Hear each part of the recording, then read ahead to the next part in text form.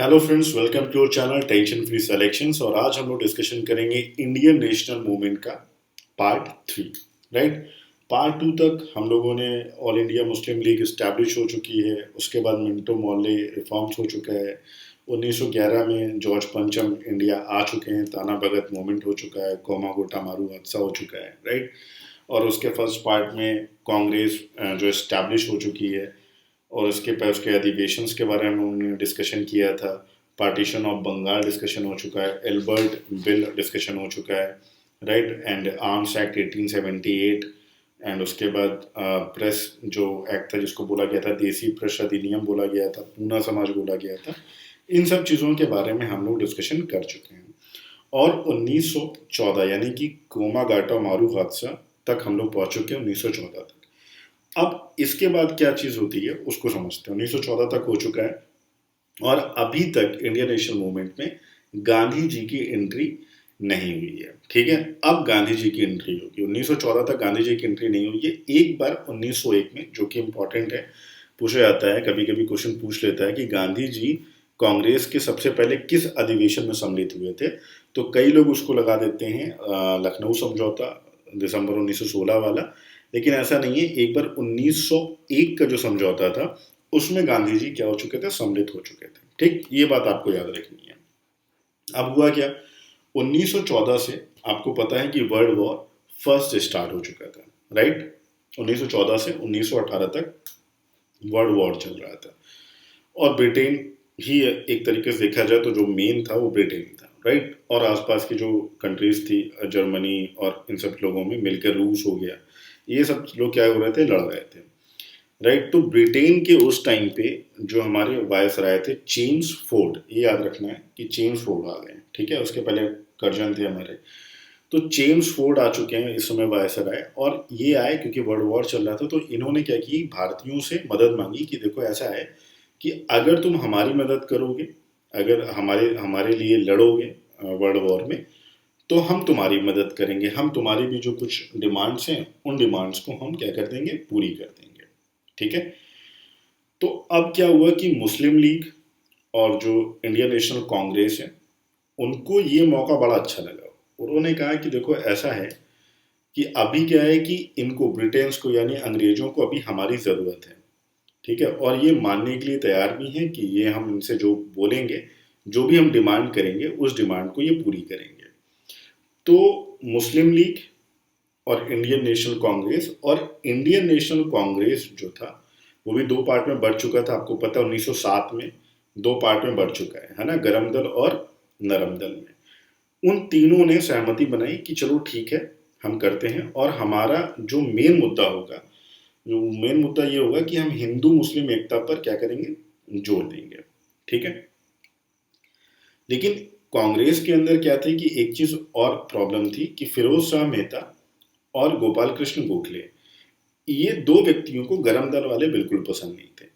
तो ये पॉसिबल नहीं हुआ कि गरम दल को नरम दल में हम लोग क्या कर लें, ज्वाइन कर लें। ये दो लोगों को, फिरोज शाह मेहता और गोपाल कृष्ण गोखले को पसंद नहीं था। वो पॉसिबल जब ही था कि जब वो लोग क्या हो जाए, उनकी मृत्यु हो जाए। और हुआ भी यही कि जब ये दोनों गोपाल कृष्ण गोखले और फिरोज शाह मेहता जब एक्सपायर कर गए, तो इनके बाद ही इनको निर्णय लिया गया कि भाई चलो ठीक है, नरम गरम दल सब मिल जाते हैं। तो नरम दल और गरम दल की, ठीक है, ये सारी की सारी चीज़ें जो होगी, ये सब लोग मिल गए। ठीक है।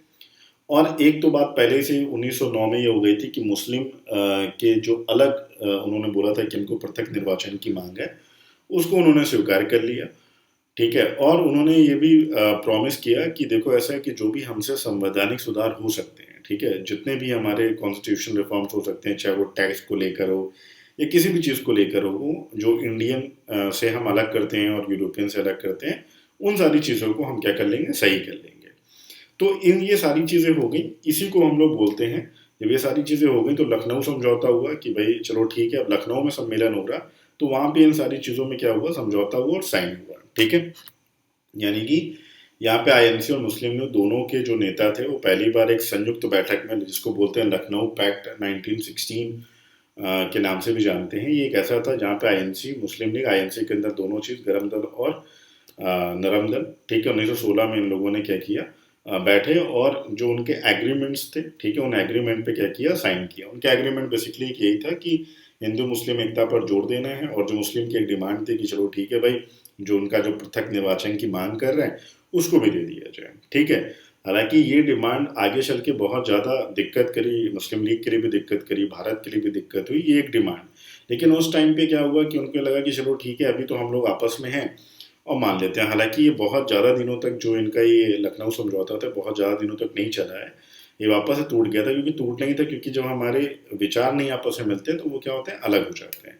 लेकिन उस टाइम पे क्या था कि भाई एक सामने से वायसराय आ रहे हैं और वो बोल रहे हैं कि भाई हमारा सपोर्ट करो, हम आपको सपोर्ट करेंगे। तो ये था, तो ये हमारा लखनऊ समझौता था। लखनऊ समझौते में आपका मुस्लिम लीग और आईएनसी ने दोनों लोगों सहमत हो गए, और जो उनका मेन मोटिव था वो था कि हिंदू मुस्लिम एकता पर जोर देना, और मुस्लिम के लिए जो पृथक निर्वाचन की मांग स्वीकार करना, एक वो इम्पॉर्टेंट पॉइंट था, उसको भी मान लिया गया। और जितने भी हमारे कॉन्स्टिट्यूशन रिफॉर्म्स हो सकते थे, जो हम लोगों के लिए बेहतर हो सकते थे, उन सब चीज़ों में क्या हो गई, एक निर्णय हो गया कि सारी चीज़ें हो जाएं, ठीक है।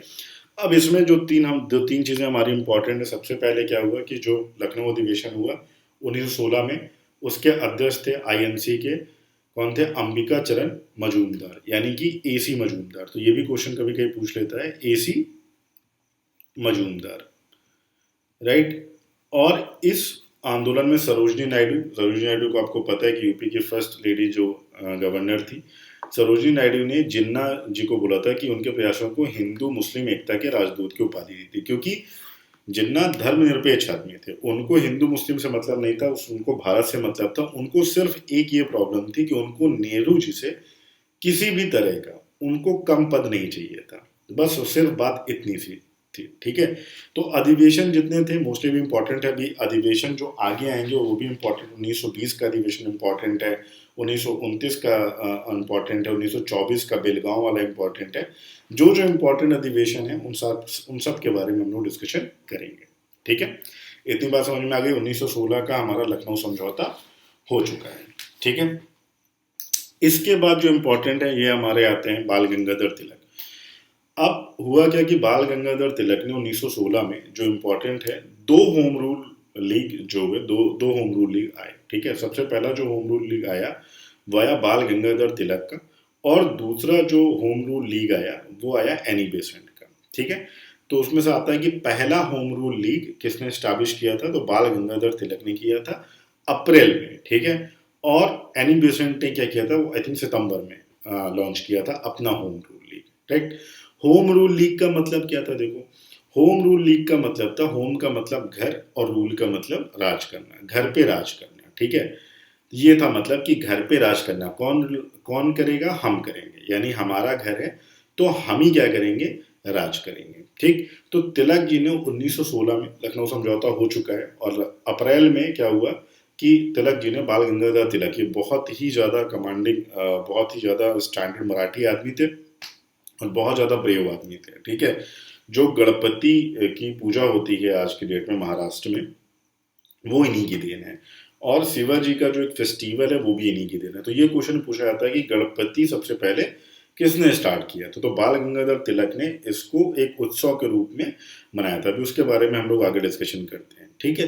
तो होम रूल लीग अप्रैल में स्टार्ट कर दिया बाल गंगाधर तिलक जी ने। उसका ऑब्जेक्टिव ये था कि भैया ऐसा है कि हम खुद हैं, ठीक है, यानी मतलब हाँ कि भारतीय होम रूल लीग की शुरुआत है कि हमारा खुद के ऊपर है, हम खुद अपने ऊपर क्या करेंगे, राज करेंगे, यानी स्वशासन होगा हमारा, हमारा खुद का शासन होगा हमारे ऊपर। हेडक्वार्टर कहाँ पे रखा था, पूना में रखा था। अब इनकी डिमांड क्या थी, जैसे कि मैंने आपको बताया कि स्वराज की डिमांड थी कि हमारा खुद का राज होगा हमारे ऊपर, हमारी स्वदेशी भाषा में शिक्षा होगी, और भाषाई राज्यों के गठन की मांग की, यानी जितने भी स्टेट थे उनको उनकी लैंग्वेज के अकॉर्डिंग हम डिवाइड करते थे। जैसे कि अगर कोई मान लीजिए उड़िया बोलता है तो वो उड़ीसा उसका हो गया, कोई आंध्र प्रदेश में कोई तमिल बोलता है तो वो तमिल का हो गया, कोई चेन्नई मतलब बोलता है कर्नाटक में बोलता है ना, कन्नड़ बोलता है तो वो कर्नाटक क्षेत्र पे हो गया। मैं आज का बता रहा हूँ। तो उस टाइम पे इन्होंने बोला कि भाषाई राज्यों की गठन की मांग की। हिंदू मुस्लिम है क्योंकि पहले उन्होंने करने की कोशिश की थी बंगाल विभाजन में, तो उन्होंने बोला कि देखो ऐसा है, भाषाई राज्यों में करो, कास्ट वाइज मत करो, और हमारा खुद का राज होगा, हम स्वराज की मांग करते हैं, और जो हमारी एजुकेशन होगी वो इंग्लिश में नहीं होगी, हमारी खुद की भाषा में होगी। होगी। तो इनकी ये डिमांड थी, राइट, बाल गंगाधर तिलक की। इसके बाद इन्होंने क्या किया कि इनके दो न्यूज़पेपर थे, एक थे मराठा और एक था केसरी। तो कभी कभी पूछ लेता है कि उसकी लैंग्वेज क्या थी। तो जो मराठा पेपर था, ये जो मराठा पेपर है, ये था आपका इंग्लिश में, ये था इंग्लिश में मराठा पेपर। और जो केसरी पेपर था वो था मराठी में, ठीक है।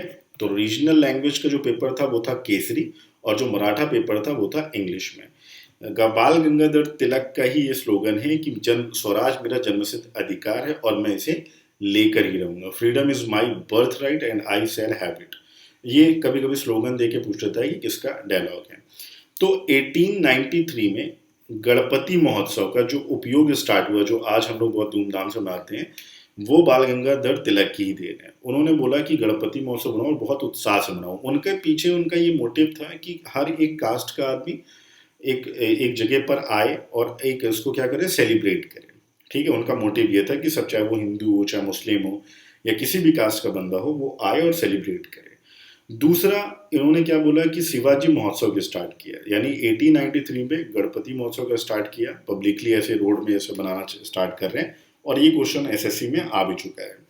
इसके बाद उन्होंने शिवाजी महोत्सव मनाना शुरू किया। जैसे उन्होंने बोला कि दूसरे त्यौहार आप सेलिब्रेट करते हो, जैसे दिवाली सेलिब्रेट करते हो, होली सेलिब्रेट करते हो, ईद सेलिब्रेट करते हो, वैसे ही शिवाजी महोत्सव, ठीक है। उन्होंने शिवाजी की पुण्यतिथि को 1895 में उन्होंने बोला कि इस तिथि को क्या हुआ कि शिवाजी महोत्सव की तरह मैंने बहुत अच्छे तरीके से इसको क्या करना है, हमको सेलिब्रेट करना है, राइट। तो ये हमारे थे बाल गंगाधर तिलक जी, जिनका होम रूल लीग जो था वो पहले आया था, अप्रैल में आया था।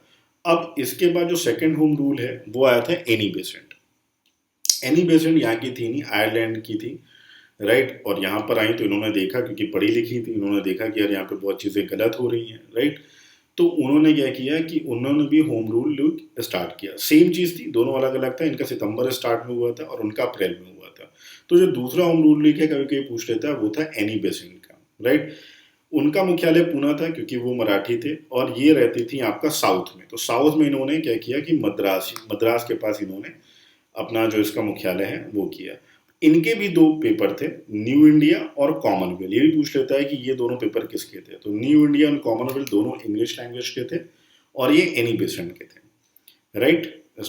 क्लियर है। 1914 में इन्होंने क्या किया कि 1914 में जो न्यूज़पेपर वगैरह हैं उसको स्टार्ट किया। इसमें जो इनकी होम रूल लीग थी, इसमें गोपाल कृष्ण गोखले के जो एक संस्था थी, गोखले की सर्वेंट्स ऑफ इंडिया सोसाइटी, उसके सदस्यों को शामिल नहीं किया गया। क्यों नहीं शामिल किया गया, उसके पीछे एक रीजन है कि गोपाल कृष्ण गोखले क्या थे, नरम दल के थे, और बाल गंगाधर जो तिलक थे वो गरम दल के थे। और एनी बेसेंट भी उसी चीज़ पे बिलीव करती थी, वो गरम नरम दल के ऊपर बिलीव नहीं करती थी। तो इस वजह से इनके जो थे सर्वेंट्स ऑफ इंडिया सोसाइटी के सदस्यों को इस लीग में शामिल नहीं किया गया। ये बहुत इंपॉर्टेंट आपका पॉइंट है जो आपको याद रखना है। क्वेश्चन ये आएगा कि किस सोसाइटी के लोगों को होम रूल में सम्मिलित नहीं किया गया था। तो आपको सर्वेंट्स ऑफ इंडिया सोसाइटी, जो कि गोपाल कृष्ण गोखले की थी, उनके सदस्यों को लीग में शामिल नहीं किया गया था, राइट। तो यहाँ पे क्वेश्चन बनता है कि एनी बेसेंट का जो होम रूल है क्या वो कब स्टार्ट हुआ, सितंबर 1916 पे स्टार्ट हुआ। उनके न्यूज़पेपर के बारे में पूछ सकता है, राइट। और एनी बेसेंट भी हमारी अध्यक्ष बन चुकी है इंडियन नेशनल कांग्रेस की, उसके बारे में हम लोग आगे डिस्कशन करते हैं, ठीक है। इसके आगे क्या हुआ कि अब ये 1900 हमारा क्या चल रहा, 16 चल रहा है। 1916 के बाद क्या हुआ कि जब आंदोलन चल रहा कि भाई हमारा स्वराज होना चाहिए, हमारी सारी चीज़ें होनी चाहिए। तो 20 अगस्त 1917 को जो इंग्लैंड के उस टाइम के सेक्रेटरी ऑफ स्टेट थे मॉन्टेग्यू, इन्हीं को अगस्त बोलते हैं, कि अगस्त जो हमारा रूल आया, अगस्त एक्ट आया, ये इन्हीं को बोलते हैं। 1917 में मॉन्टेग्यू ने जो घोषणा की, जिसको अगस्त घोषणा नाम से जाना जाता है, कि जितने भी जो ब्रिटिश गवर्नमेंट्स की पॉलिसी है वो क्या है, इंडिया की जितनी भी पॉलिटिकल पॉलिसी है उनके फ्यूचर पे रह के हम लोग रिफॉर्म कर देंगे, यानी उसके हम कुछ भारत के लिए बेहतर कर देंगे। ये कब हुआ, ये 1917 पे हुआ। 1917 पे किसने घोषणा की, मॉन्टेग्यू ने घोषणा की कि भाई जो इंडियन की जो पॉलिटिकल है, जो फ्यूचर है, उस पर हम लोग कुछ क्या करेंगे, सुधार करेंगे, यानी जो हमारे रूल्स हैं उसको हम चेंज करेंगे। तो ये घोषणा कर दी उन लोगों ने 1917 में, ठीक है। यहाँ पे घोषणा तो कर दी भारत वालों को खुश करने के लिए, लेकिन इसको अप्लाई करने में और इसको पूरा बनाने में इनको 2 साल लग गया। ठीक है, मतलब वही है कि हमने दिखा दिया कि अरे देखो हम तुम्हारे लिए काम कर रहे हैं, और भी आराम से हम काम करते रहे। तो इसको अगस्त जो है घोषणा पत्र भी बोलते हैं, और क्योंकि वो 20 अगस्त 1917 को मॉन्टेग्यू ने अनाउंस किया था ये सारी चीज़ें, राइट। इसके बाद ये जो आया एक्ट आया, ये वही एक्ट है। ठीक है, तो अब ये हुआ क्योंकि होम रूल जो था वो डिमांड कर रहा था इस बात की कि भाई हमको हमारा खुद का राज चाहिए, हमारा खुद का सुशासन होना चाहिए, हमारे ऊपर कोई ब्रिटिश आदमी क्यों राज करेगा। तो उन्होंने 1917 पे एक लॉलीपॉप दे दिया कि ठीक है, हम पॉलिटिकल पार्टी पे कर रहे हैं और हम बिल्कुल इस टाइम पे आपके साथ हैं और हम सुधार करेंगे। और उस सुधार को करते करते इनको 2 साल लग गया। तो उन्होंने ये डिक्लेयर किया कि ऐसा है कि जो सुशासन संस्थानों विकास के लिए जो गवर्नमेंट है उसमें क्या होगा कि इंडियन की जो संख्या होगी वो ज़्यादा होगी। पहले जैसे मान लो ऐसा होता था कि अगर कोई सरकार है उसमें 10 लोगों की सीट है तो 10 में से 8 या 9 हमारी ब्रिटिश की होती होगी और एक इंडियन की होती होगी। जब ये हुआ कि भैया हमारा सुशासन होना चाहिए, कहने का मतलब हम भारतीय हैं तो भारतीय का ही आधिपत्य मेरे ऊपर होना चाहिए, कोई और नहीं कर सकता मेरे ऊपर। तो इन्होंने 17 में बोला कि ठीक है भाई, हम उस पर काम कर रहे हैं, हम बदल देंगे, आपकी डिमांड को हम पूरा कर देंगे। और 1919 में लेकर आए जो हमारी गवर्नमेंट है, गवर्नमेंट में हम भारतीयों की संख्या क्या कर देंगे, बढ़ा देंगे। अब ये जो आया इसको हम लोग बोलते हैं मॉन्टेग्यू चेम्सफोर्ड, ठीक है, रिफॉर्म 1919। क्यों? क्योंकि ये डिपेंड था भाई 1917 के ऊपर, मॉन्टेग्यू घोषणा पत्र के ही जो उसने बोले थे स्टेटमेंट, भाई स्टेटमेंट 1919 पे उसने लिखी थी। यानी 2 साल लग गए उसको पूरे स्टेटमेंट लिखने में, राइट। तो जब ये सारी चीज़ें हो गई तो होम रूल का क्या हो गया, अंत हो गया। क्यों हो गया?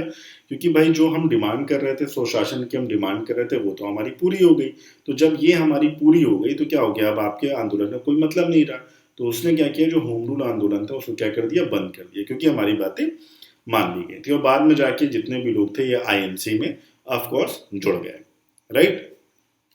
अब हम आगे आते हैं, ये तो 1900 हो गया। महात्मा गांधी जी अब भारत आ चुके हैं। अब सबसे पहले इनके बारे में जान लेते हैं कि महात्मा गांधी को आपको पता है कि 2 अक्टूबर 1869 को इनका बॉर्न हुआ। इसके बाद ये क्या हुआ कि 1893 पे ये साउथ अफ्रीका चले गए, क्योंकि इन्होंने लॉ की पढ़ाई की थी, बैरिस्टर पढ़ाई की थी। तो एक केस लड़ने के लिए चले गए, साउथ अफ्रीका चले गए।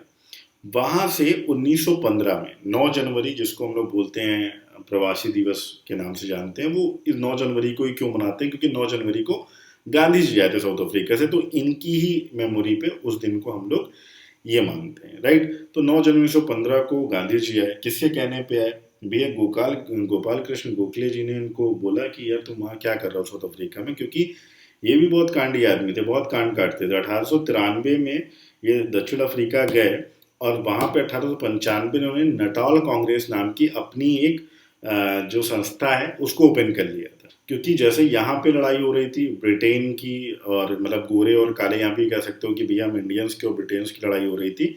साउथ अफ्रीका में क्या होता है कि ये जैसे यहाँ पे अगर हम बेसिकली अगर बात करें अपने भारत में, तो जात पात की ज़्यादा लड़ाई होती है ना, कि तुम मुस्लिम हो, तुम हिंदू हो, तुम एससी हो, तुम एसटी हो, इसकी ज़्यादा लड़ाई है। बाहर देशों में ऐसा नहीं है। बाहर देशों में क्या है, वाइट और ब्लैक की लड़ाई होती है। तो रेशियल डिस्क्रिमिनेशन वहाँ पे ज़्यादा होता है। और ऑफकोर्स हम लोग ब्लैक में काउंट होंगे, वाइट में काउंट नहीं होंगे। तो 1893 को साउथ अफ्रीका पहुंचे और 1895 में इन्होंने नाटॉल कांग्रेस जो स्टैब्लिश कर दी। और वो लड़ती थी किसके लिए, फाइट रेशियल डिस्क्रिमिनेशन के लिए वो क्या करती थी, लड़ती थी। तो गोपाल कृष्ण गोखले को इसीलिए गांधी जी का राजनीतिक गुरु माना जाता है, क्योंकि इन्होंने ही गांधी जी को भारत बुलाया, राइट। अब जब ये भारत आ गए तो ऐसा नहीं है कि आते के साथ ही ये बिल्कुल काम पे लग गए। तो पहले क्या हुआ कि 1 साल पहले घूमते रहे। 1 साल इन्होंने पूरा घूमा और हर एक चीज़ को समझा कि भाई चलो भारत में ये सारी चीज़ें हो रही हैं, और 1 साल तक सारी चीज़ों को इन्होंने प्रोसेस किया। और खिलाड़ी वही, जैसे मान लो अगर आप पेपर देने जा रहे हो तो सबसे पहले भाई उसका सिलेबस तो देख लो कि हाँ हाँ ये सिलेबस है और अब हमको ये चीज़ें पढ़नी है। तो 1 साल तक, यानी 1915 पे आया, 1915 से 16 तक ये सिर्फ भारत घूमते रहे, ऑब्जर्व करते रहे कि भाई यहाँ पे क्या क्या चीज़ें हैं, क्या क्या ज़रूरतें हो सकती हैं। उसके बाद 1916 में इन्होंने साबरमती आश्रम क्या किया, अहमदाबाद में इस्टेब्लिश किया, ठीक है। और वो बेसिकली जो बिलीव करते थे वही सत्य और अहिंसा के विचार प्रचार करने के लिए उन्होंने साबरमती आश्रम पे किया। और इनके जितने भी अनुयायी थे, जितने लोग भी जानते थे, सुबह उठ के प्रे करते थे 5 बजे हमेशा, चाहे वो जहाँ भी रहें। उनका वो रूटीन था कि वो 5 बजे सुबह उठेंगे और पूजा पाठ करेंगे, उसके बाद फिर वो दूसरे काम करेंगे। तो उन्होंने इसके स्टैब्लिश के लिए कि देखो ऐसा है कि सत्य और अहिंसा का ही मुझे प्रचार करना है, इसके लिए वो क्या किए, उन्होंने साबरमती आश्रम के स्टैब्लिश किया, राइट। अब गांधी जी भारत में आ चुके हैं 1915 में, और 1916 में इसीलिए जब लखनऊ समझौता था तो गांधी जी वहां पर प्रकट हुए थे, क्योंकि मुस्लिम लीग की जो बात थी, जो डिमांड थी, उसको गांधी जी ने ही माना था। और तब इंडियन नेशनल कांग्रेस और मुस्लिम लीग के बीच में क्या हुआ था, एक तय हुआ था कि ठीक है हम लोग साथ में मिलकर काम करेंगे, वही था हमारा लखनऊ समझौता, तभी हम ब्रिटिश की हेल्प करेंगे। तो ये पूरी कहानी चल रही है। अब 1916 हो गया है, 1916 के बाद आता है 1917 आता है, और जहां पर गांधी जी का जो पहला भारत के अंदर सत्याग्रह था उसका नाम था चंपारण सत्याग्रह, ठीक है। अब चंपारण सत्याग्रह की भी स्टोरी बड़ी अच्छी है। चंपारण सत्याग्रह में क्या था कि लोग जो ब्रिटिश थे वो नील की खेती करवाना चाहते थे। अब नील की खेती क्या होती है, अरे जैसे हम लोग नील वगैरह करते हैं ना, उजाला डालते हैं कपड़ों में तो हमारे नील हो जाती है।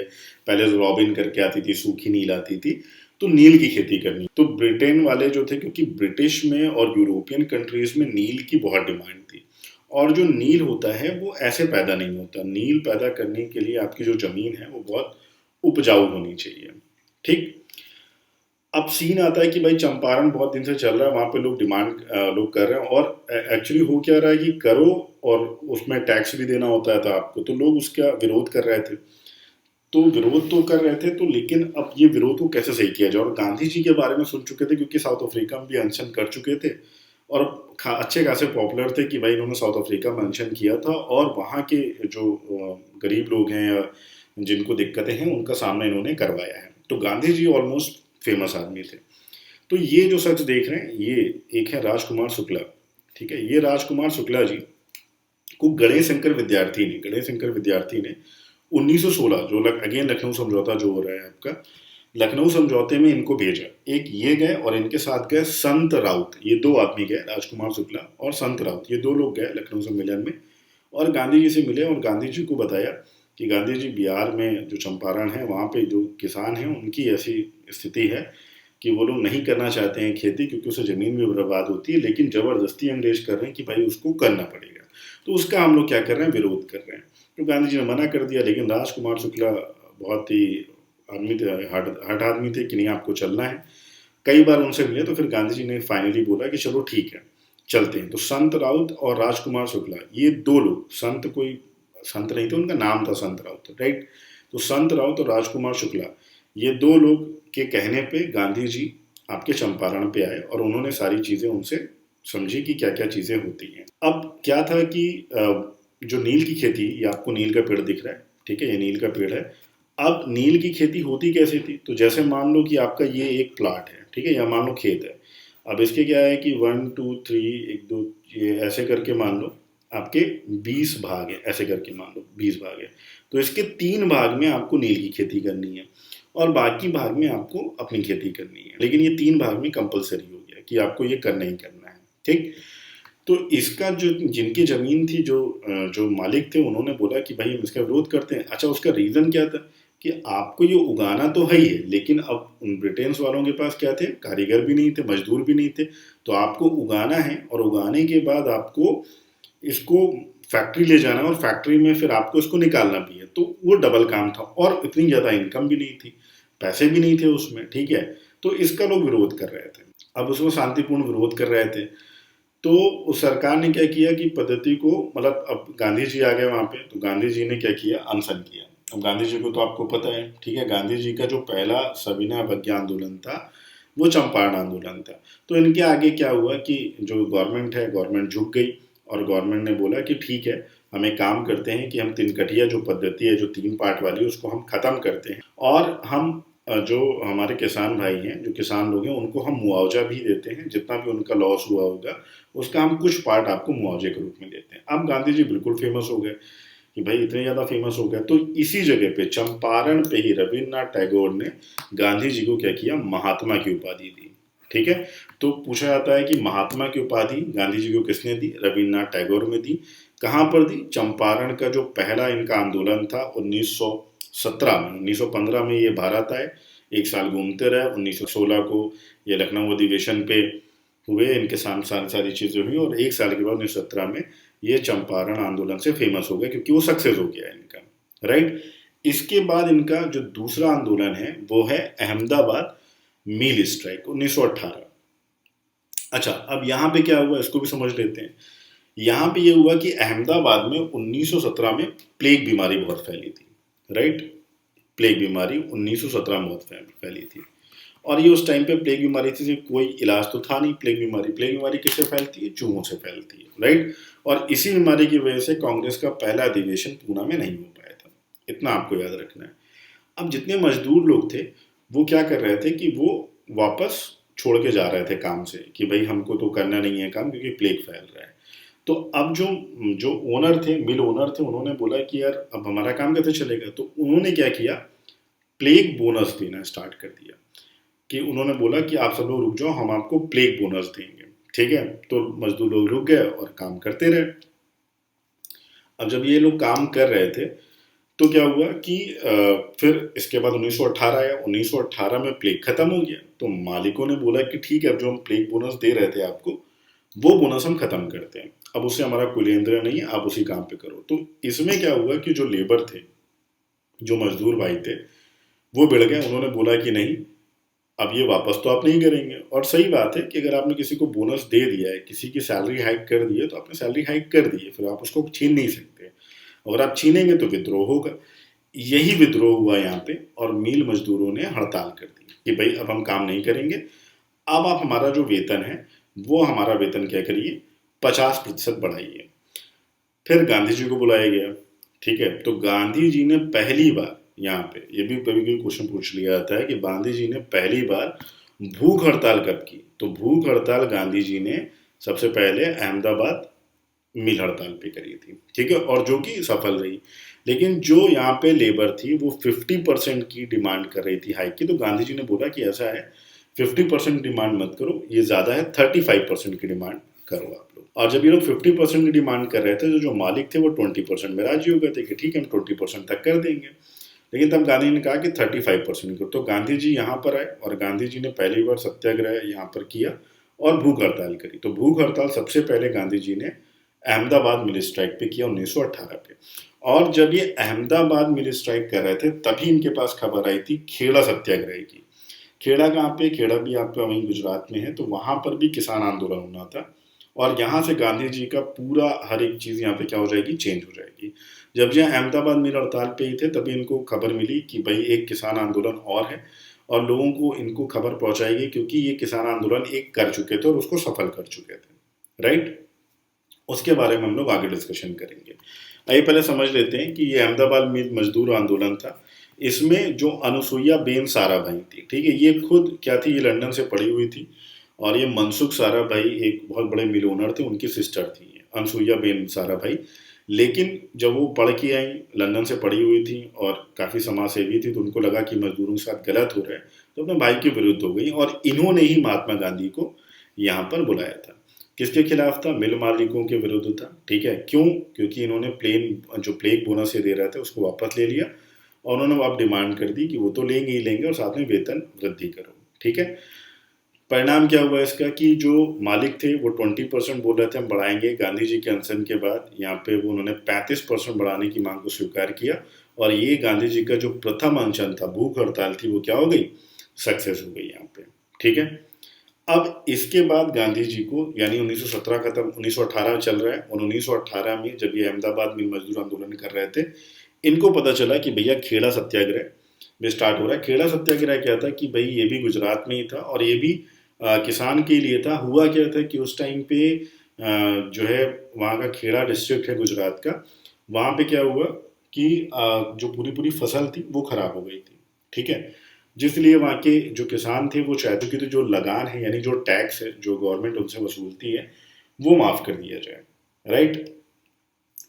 तो ये पूरा सीन चल रहा था। लेकिन उस टाइम पे ये था कि अगर आपकी जो फसल है अगर वो 25% होती है तो फिर आपको लगान नहीं दिया जाता। और लोग कह रहे थे, जो किसान थे वो कह रहे थे कि भाई हमारी 25% हुई है, उससे भी कम हुई है, तो आप हमसे लगान हमारा माफ़ कर दीजिए आप पूरा। लेकिन अंग्रेज मान नहीं रहे थे। तो यही था कि भाई जब हमारी फसल नहीं हुई है तो हम आपको कहाँ से पेड करते हैं, है ना, तो जो आपको टैक्स इंक्रीज कर रहे हो वहाँ पे काम करें, नहीं दे पाएंगे हम, तो इसी के खिलाफ ये आंदोलन चल रहा था। तो जब ये अहमदाबाद, गांधी जी अहमदाबाद मिल मजदूर का सपोर्ट कर रहे थे, उस टाइम पे इनके तक खबर पहुंची कि भाई खेड़ा सत्याग्रह एक जगह है, खेड़ा है गुजरात में, वहाँ किसानों के साथ गलत हो रहा है। तो गांधी जी को, अब गांधी जी तो उस टाइम बिजी थे दूसरे आंदोलन में, ठीक है, तो इन्होंने सरदार वल्लभ भाई पटेल और दो लोगों और दो तीन चार लोग थे जो अपने मन से आए। सरदार वल्लभ भाई पटेल की उस टाइम पे वकालत बहुत अच्छी चलती थी, लेकिन उन्होंने अपनी वकालत छोड़ी और गांधी जी के संपर्क में आए। और गांधी जी के संपर्क में आए तो उन्होंने बोला कि ठीक है, मैं जा रहा हूँ और मैं वहाँ पे चीज़ों को संभालता हूँ, फिर आप आ जाइएगा। तो सरदार वल्लभ भाई पटेल गए और वहाँ पे उन्होंने एक बहुत जन जन तक काम किया, लोगों तक अपनी बातें पहुँचाई, लोगों से रिटर्न में लिया कि आपकी कितनी फसल बाकी रह गई, कितनी फसल नहीं बाकी रह गई है। तो सरदार वल्लभ भाई पटेल ने वहाँ पे काम किया, बहुत ज़्यादा काम किया सरदार वल्लभ भाई पटेल ने, राइट। के बाद हुआ क्या, गांधी जी पहुंचे, गांधी जी ने फिर क्या किया, आपका ऐलान गांधी जी ने क्या किया, अनशन कर दिया, ठीक है। और गांधी जी के ही नेतृत्व में सरदार वल्लभ भाई पटेल ने वहाँ पे जितने भी सारे काम किए और ये खेड़ा सत्याग्रह जो था ये भी क्या हुआ, जीत गए ये लोग, ठीक है। विरोध प्रदर्शन का नेतृत्व किया और ये भी क्या होगा, सरकार को झुकना पड़ा, राइट। और अधिकारियों ने मान लिया कि ठीक है चलो अब तुम्हारी ये है, तो अधिकारियों ने डायरेक्ट नहीं, मतलब ऐसा कोई रिटन स्टेटमेंट नहीं दिया था, इसमें ये इंपॉर्टेंट पॉइंट है। उन्होंने क्या किया कि धीरे धीरे हर एक किसान से क्या किया, लेना टैक्स बंद कर दिया। ऐसा इसलिए उन्होंने किया था कि अगर वो डायरेक्ट मान जाते इस चीज़ के लिए तो क्या होता है कि मानते कि सरकार झुक गई है। तो उन्होंने कोई रिटर्न स्टेटमेंट नहीं दिया, कोई कुछ नहीं किया, और उन्होंने धीरे धीरे क्या किया कि किसानों से जो टैक्स लेते थे वो टैक्स लेना बंद कर दिया, राइट। तो इस वजह से जो हमारा खेड़ा सत्याग्रह था वो क्या हो गया, सफल हो गया, एग्जैक्टली। और इसी आंदोलन के बाद जो सरदार वल्लभ भाई पटेल हैं वो गांधी जी के अनुयायी बन गए, इसी आंदोलन के बाद। तो सरदार वल्लभ भाई पटेल इसके पहले वकील थे, राइट। तो ये 1918 तक के हमारे जितने भी गांधी जी के आने के बाद इन्होंने तीन जो आंदोलन किए उनके बारे में इन्होंने डिटेल कर दिए, राइट। अब हम लोग इसके कुछ MCQ हैं, उन क्वेश्चंस को डिस्कशन कर लेते हैं। पहला क्वेश्चन है कि लखनऊ पैक्ट हमारा कब हुआ था, तो कब हुआ था, लखनऊ में हुआ था, जिसमें मुस्लिम लीग और कांग्रेस के बीच में था, तो 1916, ठीक है, लखनऊ में हुआ था, राइट। और कौन थे इसके, मजूमदार जी इसके क्या थे, अध्यक्ष थे, ठीक। नेक्स्ट है आपका कि लखनऊ पैक्ट के क्या कितने कथन है। लखनऊ समझौता 1915 में हुआ था, नहीं ये रॉन्ग है, 1916 में हुआ था। और आपका लखनऊ में मतलब सरोजिनी नायडू ने जिन्ना को हिंदू मुस्लिम एकता के दूत का खिताब दिया था, बिल्कुल सही। तो सेकंड ऑप्शन हमारा क्या हो जाएगा, बिल्कुल सही हो जाएगा। और यहाँ पे मैं जितने भी आपसे क्वेश्चन आंसर यहाँ पे आपको दे रहा हूँ, ये सारे के सारे क्वेश्चन आए हुए हैं, ठीक है, कोई भी फालतू क्वेश्चन नहीं है यहाँ पे, सारे के सारे क्वेश्चन आए हुए हैं, इसलिए इन सारे क्वेश्चन को मैंने यहाँ पे रखा है। नेक्स्ट है आपका 1915-16 में दो होम रूल लीग किसके, तो दो होम रूल लीग बनाया गया, पहले बाल गंगाधर तिलक और दूसरा एनी बेसेंट, यानी कि तिलक और एनी बेसेंट, राइट, अप्रैल और सितंबर में। दूसरा है दो न्यूज़पेपर केसरी और मराठा, किसने लॉन्च किया था, तो किसने लॉन्च किया था, बाल गंगाधर तिलक ने लॉन्च किया था। यानी कि केसरी यहाँ पर किस में था, मराठी लैंग्वेज में था, और मराठा किस में था, इंग्लिश लैंग्वेज में था, ठीक। ये भी कहीं पूछ लेते हैं ना लैंग्वेज, तो इसीलिए यहाँ पर उसको एक बार हम लोग क्लियर करके चल रहे हैं। नेक्स्ट है हमारा कि freedom is my birth right and I shall have it, यानी स्वराज मेरा जन्मसिद्ध अधिकार और मैं से लेकर रहूंगा। स्टेटमेंट किसका है, लाला लाजपत राय, भगत सिंह, बाल गंगाधर तिलक, बिपिन चंद्र पाल, किसका है, बाल गंगाधर तिलक का है। नेक्स्ट है the montage Chelmsford report form the basis of, जो मॉन्टेज चेम्सफोर्ड की रिपोर्ट है वो किसका आधार बनी थी, ये 1919 का आधार बनी थी, क्योंकि 1917 में इन्होंने क्या किया था, अनाउंसमेंट किया था, और 1919 में इसको क्या किया था, लागू किया था, जो हमारे फेवर में चीज़ें ये लोग कर रहे थे, स्वराज की बातें कर रहे थे, राइट। नेक्स्ट है हमारा ब्रिटिश संसद में मॉन्टेग्यू ने किस वर्ष ऐतिहासिक मॉन्टेग्यू घोषणा या अगस्त घोषणा कब की थी, इन्होंने 1917 में की थी, राइट। नेक्स्ट है हमारा महात्मा गांधी किस वर्ष दक्षिण अफ्रीका से भारत लौटे, 1905, 1920, 1915, 1910, तो 1915, 9 जनवरी 1915, राइट। नेक्स्ट है हमारा भारतीय नटाल कांग्रेस की स्थापना किसने की थी, ये इंपॉर्टेंट क्वेश्चन है, इसको याद कर लीजिएगा, ये इंपॉर्टेंट क्वेश्चन है। तो इसकी इस्टेब्लिश किया था महात्मा गांधी ने किया था 1895 में, कहाँ पर किया था, साउथ अफ्रीका में किया था, ठीक है, रेशियल डिस्क्रिमिनेशन को कम करने के कम करने के लिए या रेशियल डिस्क्रिमिनेशन को ख़त्म करने के लिए इन्होंने ये इस्टेब्लिश किया था नटाल कांग्रेस। इंपॉर्टेंट क्वेश्चन है। नेक्स्ट है आपका, किस वर्ष महात्मा गांधी ने चंपारण सत्याग्रह प्रारंभ किया? तो देखो 1915 में आए, 1916 में समझौता हुआ और 1917 में इन्होंने चंपारण, पहला जो इनका था बिहार का वो क्या था, चंपारण, किसानों के लिए था, नील की खेती के लिए। तो पहला क्या हो गया, 1917 हो गया। इसके बाद दोनों कब थे आपके, 1918 में थे। निम्नलिखित में से किसने गांधी जी को चंपारण आने के लिए राजी किया था? राजकुमार शुक्ला, संत राउत, गणेश शंकर विद्यार्थी, बाबू गया प्रसाद सिंह, में से एक से अधिक। तो एक से अधिक गणेश शंकर विद्यार्थी ने भेजा था किसको, इसको राजकुमार शुक्ल और संत राउत को, ये दो लोगों को। ठीक है, तो आपको सिर्फ एक जगह मिलेगा राजकुमार शुक्ल, संत राउत का नाम जल्दी नहीं मिलेगा, लेकिन इसको भी याद रखना है कि संत राउत भी गए थे। राइट। फिर नेक्स्ट है आपका, गांधी जी को महात्मा की उपाधि किसने दी थी? तो रविन्द्रनाथ टैगोर ने दी थी। कब दी थी? चंपारण की जो अब सक्सेस हुआ था चंपारण के बाद ही इनको अब महात्मा की उपाधि दी गई थी, रविन्द्रनाथ टैगोर ने दी थी। फिर नेक्स्ट है आपका 1918 में महात्मा गांधी ने खेड़ा, खेड़ा किस जिले पे आता है? तो गुजरात जिले पे। राइट, क्लियर है ना? खेड़ा कहाँ पे आता है? गुजरात जिले में आता है। चंपारण कहाँ पे आता है? बिहार में आता है। और अहमदाबाद उस समय अलग था, मुंबई रीजन्स पे आता था। राइट, तो गुजरात अलग था, अहमदाबाद का वो चीज़ें अलग थी, अलग अलग रीजन्स पे ऐसे बटा हुआ था। फिर नेक्स्ट है आपका 1918 महात्मा गांधी सूती कपड़ा कारखानों मजदूरों के लिए आंदोलन चलाने कहाँ पहुंचे थे? अहमदाबाद में जाके पहुंचे थे। राइट। फिर नेक्स्ट है आपका, किसने 1893 में गणपति उत्सव शुरू किया? मैंने बोला ना ये क्वेश्चन इंपॉर्टेंट है और आया हुआ है। और इसको राष्ट्रीय स्वरूप दिया, पहले पूजा होती थी लेकिन उसको मिलजुल कर एक त्योहार के तरीके मनाएंगे, राष्ट्रीय उत्सव मनाएंगे। किसने बोला था? बाल गंगाधर तिलक। राइट। नेक्स्ट है हमारा न्यू इंडिया और कॉमनवेल्थ। न्यू इंडिया और कॉमनवेल्थ किसके पेपर थे? एनी बेसेंट के पेपर थे। क्लियर। नेक्स्ट है आपका, बिहार के कौन से स्थान से गांधी जी ने अपना प्रथम सत्याग्रह स्टार्ट किया? तो कहाँ से स्टार्ट किया था? चंपारण से। चंपारण इनका पहला सत्याग्रह था, तो पहला सत्याग्रह कहाँ से स्टार्ट हुआ? चंपारण से स्टार्ट हुआ। राइट। नेक्स्ट है महात्मा गांधी जनवरी 1915 में कहाँ से भारत आए थे? साउथ अफ्रीका, दक्षिण अफ्रीका से भारत आए थे। क्लियर है। नेक्स्ट है आपका कि किस घटना को भारत में महात्मा गांधी की पहली भूख हड़ताल के रूप में मनाया जाता है? तो किसको मनाया था? अहमदाबाद मिल हड़ताल में इन्होंने पहली बार अनशन किया था, भूख हड़ताल।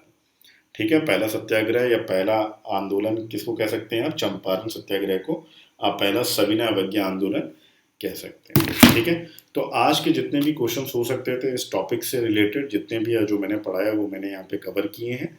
अब इसके बाद हम लोग इसके एक या दो पार्ट और आएंगे, उसमें जितना भी हमारी चीज़ें हैं 1947 तक जो इम्पोर्टेंट है वो सारी की सारी चीज़ें मैं यहाँ पे कवर कर दूंगा विद ऐसे ही आपके जितने भी क्वेश्चन आंसर होंगे सबके सोल्यूशंस के साथ हम लोग आपको नेक्स्ट पार्ट मिलेंगे। अगर ये सेशन अच्छा लगा हो तो प्लीज़ लाइक करें, कमेंट करें, शेयर करें। अगर आप चैनल में न्यू हैं तो चैनल को सब्सक्राइब करें। Thanks for watching. अगर कोई भी डाउट होता है तो प्लीज़ हमें कमेंट करके आप ज़रूर पूछें। मिलते हैं नेक्स्ट सेशन में, तब तक के लिए bye bye. Thank you so much.